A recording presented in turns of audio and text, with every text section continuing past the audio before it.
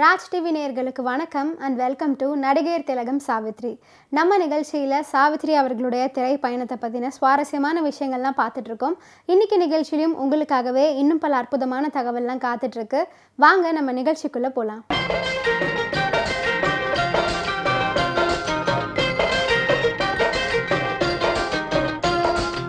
மகா நடிகை சாவித்ரி அவர்களின் வெற்றி திரைப்படங்களின் வரிசையில் 1962ஆம் ஆண்டு வெளியான அற்புதமான திரைப்படம் தான் படித்தால் மட்டும் போதுமா அப்படிங்கிற திரைப்படம். இந்த படித்தால் மட்டும் போதுமா திரைப்படத்தில் சிவாஜி கணேசன், கே பாலாஜி, சாவித்ரி, ராஜசுலோக்ஷனா ஆகியோர் முக்கியமான கதாபாத்திரங்களை நடிச்சிருக்காங்க. பீம் சிங் இந்த திரைப்படத்தை இயக்கியிருக்காரு.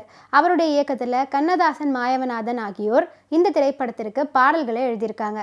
விஸ்வநாதன் ராமமூர்த்தி இசையமைச்சிருக்காங்க. இந்த படித்தால் மட்டும் போதுமா திரைப்படத்தில் இடம் பிடித்த இன்னொரு அற்புதமான பாடல் தான் ஓஹோ மனிதர்களே எங்கே செல்கிறீர்கள் என்று தொடங்கும் பாடல்.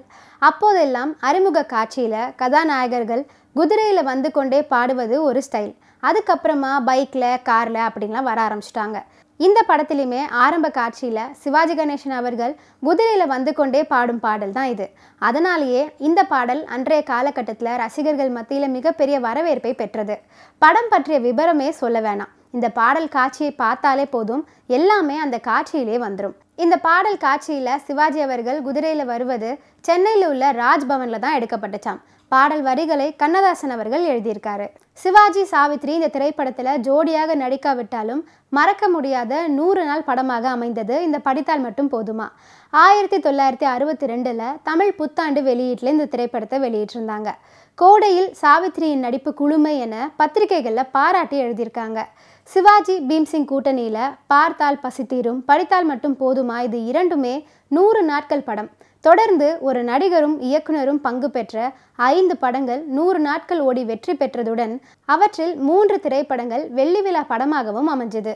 இந்த மாதிரி சாதனையை இதுவரைக்கும் வேற யாருமே முறியடிக்கலை அப்படிங்கிறது கூடுதலான சுவாரஸ்யம்.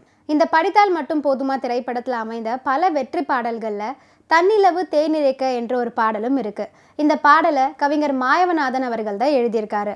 அவருடைய வரிகளில் சுசிலாமா தான் இந்த பாடலை பாடியிருக்காங்க. பாடல் காட்சியில் சாவித்ரி அவர்களுடைய இனிமையான நடிப்பு ரசிகர்கள் எல்லாராலையும் பாராட்டப்பட்டது.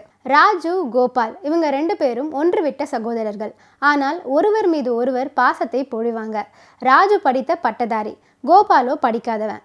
திருமணத்திற்காக கோபாலுக்கு பார்த்திருக்கும் படிக்காத பெண் சீதாவை ராஜுவும், அவனுக்காக பார்த்திருக்கும் படித்த பெண்ணான மீனாவை கோபாலும் பார்க்க போறாங்க. சீதாவின் குடும்ப பாங்கை பார்க்கும் ராஜு அவளையே மணக்க விரும்புகிறான். தன் எண்ணத்தை நிறைவேற்ற விபரீத காரியம் ஒன்றில் ஈடுபடுறான். தன்னை பற்றிய மோசமாக ஒரு மொட்டை கடிதத்தை எழுதி மீனாவின் தந்தைக்கு அனுப்புறான். அதனை பார்த்து நம்பிவிடும் மீனாவின் தந்தை மீனாவை பெண் பார்க்க வந்த கோபாலுக்கே அவளை மனமுடிந்து வைக்க முடிவு செய்கிறாரு. கோபால் படித்தவன் அப்படிங்கிறனால மீனாவும் அதுக்கு சம்மதிக்கிறாங்க. அமைதியே உருவான சீதா ராஜுவை மணக்க உடன்படுகிறாங்க. கல்யாணத்துக்கு பின் கோபால் மீனா உறவில் கல்வி தகமை காரணமாக விரிசல் ஏற்படுது. எல்லாவற்றிற்கும் காரணம் படிக்காத கோபால் தான் அப்படின்னு அனைவரும் நம்புகிறாங்க. கோபாலோ வேதனையில் துடிக்கிறான். கடிதத்தை எழுதியவன் தன் பாசத்துக்குரிய அண்ணன் என்று அறிய வரும்போது குமருகிறான்.